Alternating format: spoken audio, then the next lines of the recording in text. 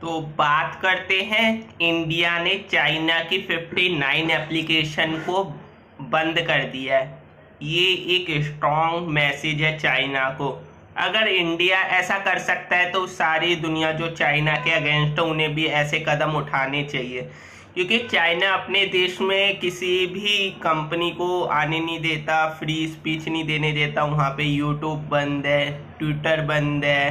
Twitter पे बस official लोग उनकी ट्वीट करते हैं, जबकि फेसबुक जो भी व्हाट्सएप उन्होंने उसके क्लोन ऐप बना लिए, जो कि एक पायरेटेड केस भी चलना चाहिए चाइना के अगेंस्ट। और उधर जो टिकटॉक है उधर भी आप देख सकते हो, उधर टिकटॉक में इतना फ्री नहीं है जितने इंडियन लोग थे। टिकटॉक में 20 करोड़ से ज़्यादा यूजर्स थे टिकटॉक के इंडिया में, जिसका भारी रेवेन्यू आता था। और चाइना की जितनी भी एप्लीकेशन होती है वो कुछ ज़्यादा ही परमिशन मांगती है, आपका माइक्रोफोन से लेके आपके कैमरा सब चीज़ों की परमिशन मांग लेती है, जिससे वो जब चाहे आपके फ़ोन को यूज कर सकती है, कैमरा यूज कर सकती है, जो कि सर्विलेंस का एक माध्यम है। और आपके जब मर्जी निगरानी कर सकती है, मॉनिटरिंग कर सकती है आपकी क्या गतिविधि कर रहे हो क्या नहीं कर रहे। लेकिन चाइना इतना आगे है, तो चाइना को आप पूरी दुनिया में ऐसा करना चाहिए कि जो इंडिया ने कदम स्ट्रांगली किया है, इससे पहले किसी ने भी इतना स्ट्रांग उसके अगेंस्ट दिखाया नहीं। पहले ट्रेड वॉर यूएस के साथ उसकी चल रही थी, लेकिन आप इंडिया को भी ट्रेड वॉर में हिस्सा लेना चाहिए। जो हुआई का उधर 5G ट्रायल होने वाला है, उससे इंडिया को रोक लगानी चाहिए, उसको वहाँ से लाइसेंस से बंद करने चाहिए। और जितने भी कंपनियां इंडिया में आ रही हैं, चाइना की इन्वेस्टमेंट बढ़ा जा रहा है, मेक इन इंडिया में सबसे ज़्यादा इन्वेस्टमेंट चाइना कर रहा है, तो इस समय चाइना को रोक लगानी चाहिए कि इन्वेस्टमेंट को, ताकि कम से कम हो। चाइना का अल्टरनेटिव देखना चाहिए। और जो इंडिया को अपने ऊपर निर्भर बनना है, आत्मनिर्भर का सिद्धांत बना रहे हैं।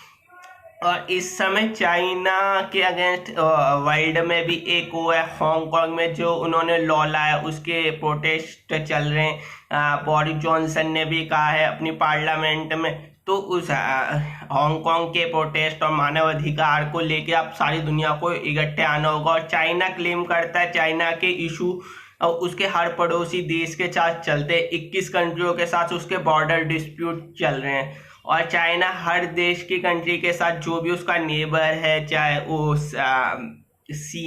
समुद्र तल पे हो, चाहे उसके बाउंड्री लैंड शेयर करता हो, हर किसी के साथ उसके बॉर्डर डिस्प्यूट चलते ही हैं। जैसे वो चाइना का एक सीधा सा टैक्टिक्स है, अगर वो अपने आप को जैसा आप समझते हो कि उसने 1962 में तिब्बत लिया था, तो वो देखता है कि तिब्बत पहले कितना बड़ा था, कितना विशाल था। वैसे तो तिब्बत उसका कभी था ही नहीं, इलीगल उसने तिब्बत को हड़पा है। अब वो देखेगा तिब्बत कितना बड़ा था, तो तिब्बत में वो देखेगा कि लद्दाख पूरा तिब्बत का था किसी टाइम पे, उसकी पूरी हिस्ट्री निकालेगा।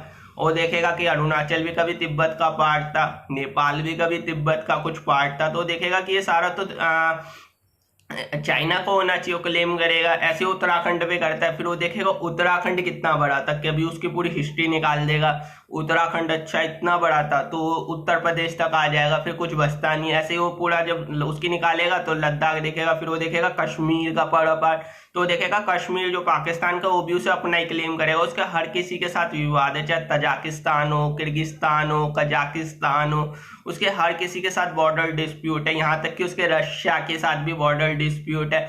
जो उनका एक प्रमुख शहर है व्लादिवोस्तोक, जिसका काफी नाम है उनका, उसे भी वो अपना क्लेम करता है। चाइना धीरे धीरे करके पूरे एशिया पे उसे अपनी डिस्प्यूट टेरिटरी बताएगा, कहेगा नहीं ये हमारी डिस्प्यूट टेरिटरी। आपको जानकर हैरानी होगी कि आज से कुछ सालों पहले आप वर्ल्ड का जो क्षेत्रफल एरिया के हिसाब से देखोगे तो चाइना चौथे नंबर पर आता था एरिया में, लेकिन अब आप सर्च करोगे तो थर्ड नंबर पे आता है। ये फैक्ट है, पहले वो चौथे नंबर पे था। और इसी तरीके से वो बढ़ता रहा तो कनाडा को भी मात कर देगा क्षेत्रफल की दृष्टि से, क्योंकि वो अपने क्षेत्रफल का एनेक्स करे जा रहा है। पूरी दुनिया चुप है, खामोश रहती है उसके एनेक्सेशन पे। अभी उसने भूटान पे क्लेम कर दिया, जो कि उसकी सेंचुरी बिल्कुल थी नहीं भूटान की। तो भूटान भूटान का वो पार्ट जो जो उसकी कभी टेरिटरी नहीं थी, तो उस पर वो क्लेम कैसे कर रहा हो, वो कहेगा कि अरुणाचल को अपना बनाता है, तो अरुणाचल का भी उसका पार्ट रहा होगा तो उसे अपना बता देगा। ऐसे उसने चाइना ने इंक्रोचमेंट करी है नेपाल की। नेपाल चुप बैठा है क्योंकि नेपाल में ओली गवर्नमेंट है। अब उसके खिलाफ भी प्रदर्शन हो रहे हैं। मैंने पहले भी कहा था उनकी सरकार गिराना बेहद जरूरी है, ओली गवर्नमेंट, लेकिन वह बिल्कुल कम्युनिस्ट है, वो चाइना परस्त है।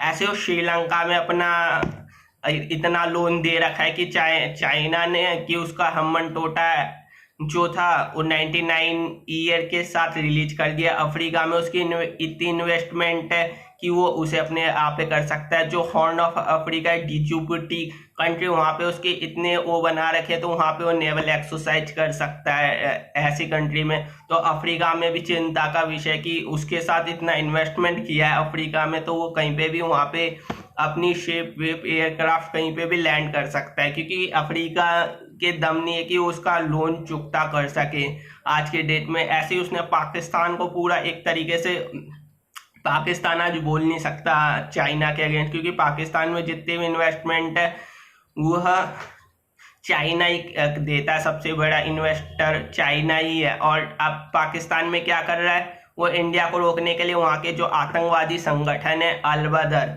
उसके साथ वो समझौता कर रहा है और सोच रहा है कि पाकिस्तान इंडिया पे अटैक करे। और अब इससे ये भी जाहिर होता है कि चाइना टेररिस्ट का भी सपोर्ट करता है। तो ये एक यूएनओ में ले जाने वाली बात है कि वो टेरर को सपोर्ट करने वाला एक संगठन बन चुका है चाइना। तो चाइना पे क्लेम करा जाए। और जो P5 मेंबर है उसमें मैं चाहता हूं कि जो P5 से हट नहीं सकते, लेकिन उसमें एक काम कर सकते, जो ताइवान है उसे असली चाइना डिक्लेयर किया जाए और जो ये नकली चाइना है इसे हटा दिया जाए और उसे P5 का मेंबर बना दिया जाए। ये कहना वैसे अलग है, लेकिन उसे P5 का मेंबर बना दे तो चाइना कुछ रहेगा ही नहीं, चाइना की वीटो पावर हट जाएगी और ताइवान एक स्ट्रांगली आएगा। क्योंकि ताइवान को इस समय सपोर्ट करना बेहद जरूरी है, क्योंकि ताइवान में डेमोक्रेसी है, यहाँ पे एक डिक्टेटरशिप है और चाइना ड्रीम्स की बात करी गई है शी जिनपिंग के द्वारा। और व्लादिमीर पुतिन भी अब 2036 तक रहेंगे। और इसके अलावा चाइना के शी जिनपिंग भी जब तक जिंदा है तब तक चाइना के सर्वोच्च नेता बन के रहेंगे और माओ जेडुंग के बाद सबसे स्ट्रांग नेता बन के आए। ये अपने आप को माओ जेडुंग से भी ऊपर ही समझ बैठे हैं अब तो, जिस हिसाब से इन्होंने चाइना ड्रीम्स की बात करी है, चाइना को इतना आगे बढ़ा दिया है। चाइना आगे तो है और यूएस की फटफटाहट भी है, क्योंकि यूएस से आगे निकल चुका है चाइना, टेक्नोलॉजी में भी बहुत आगे जा रहा है, इन इकोनॉमी में। क्योंकि यूएसए में क्योंकि बेरोजगारी दर बहुत ज़्यादा बढ़ चुकी है, क्योंकि चाइनीज वायरस ने पूरी दुनिया में प्रकोप फैला रखा है और कंपेंशन देता नहीं है, क्योंकि चाइना से सब डरते इकोनॉमी, क्योंकि फाइनेंस नहीं आएगा, ये नहीं आएगा। लेकिन कोमकास का एक्ट चाइना पे लगना बेहद जरूरी है, चाइना को अलग थलग करना जरूरी है, क्योंकि अभी ईरान और नॉर्थ कोरिया में जो है वही चाइना पे होना चाहिए। चाइना को पूरी दुनिया से अलग करना चाहिए ग्लोबली, क्योंकि चाइना अपने देश में किसी भी देश को इन्वेस्टमेंट सही तरीके से करने नहीं देता, लेकिन जबकि वो पूरी दुनिया में जाता है और इन्वेस्टमेंट दबा के करता है। ये उसकी दोहरी राजनीति है, सांस्कृतिक करता है वो। अगर आप उसके देश में आना चाहो तो तरह तरह के वो करेगा, और उसके देश में इतना आसान भी नहीं है कि आप उसके देश में कमा के चले जाओ, क्योंकि उसने हर चीज डुप्लीकेट बनाता है। ये पायरेसी का हनन होता है, कॉपीराइट इशू है, वो हर चीज किसी भी चीज को नहीं मानता और चाइना के अगेंस्ट कोई बोलता नहीं। अभी चाइना में फ्लड्स आई हुई हैं, उनके खुद के लोग इतने प्रभावित होते हैं, वहाँ पे ढंग से रिपोर्टिंग नहीं होती, वहाँ पे लोगों को बोलने नहीं दिया जाता, वहाँ पे फ्री स्पीच नहीं है, वहाँ पे लोकतंत्र ही नहीं है। तो हाँ, मतलब वहाँ के लोग करेंगे क्या, बोलेंगे क्या। वहाँ के जो शहीद हुए थे गलवान में उसकी ओर सही से रिपोर्ट नहीं बनाता। वहाँ के लोगों से वो कितना प्यार करते हैं इस बात की सक जाहिर है। वहाँ के जो वर्कर्स हैं उनसे घंटों घंटों काम कराता है और आमदनी कुछ नहीं देता। चाइना के बढ़ने का कारण एक तो सबसे बड़ा ये है, 15-15 घंटे उनसे काम कराते हैं और उनको जो श्रम होता है वो बहुत कम मिलता है चाइना को। जो चाइना को रोकना बेहद जरूरी है, क्योंकि चाइना इस समय आगे बढ़े जा रहा है और ये आगे पूरे अभी एशिया के लिए खतरा है, फिर आगे वो पूरे दुनिया के लिए खतरा होगा। वो पूरी दुनिया को अपनी बाउंड्री समझेगा, फिर उसके बाद पूरे यूनिवर्स को अपनी बाउंड्री समझेगा। अभी वो पूरे जितने भी उसके पड़ोसी है, चाहे लाओस हो, कंबोडिया हो, मलेशिया हो, इंडोनेशिया हो, जापान हो, इंडिया हो, भूटान हो, नेपाल हो, Afghanistan, Kazakhstan, Kyrgyzstan, Russia, Philippines, हर किसी के साथ उसके बॉर्डर इशू रहते ही हैं।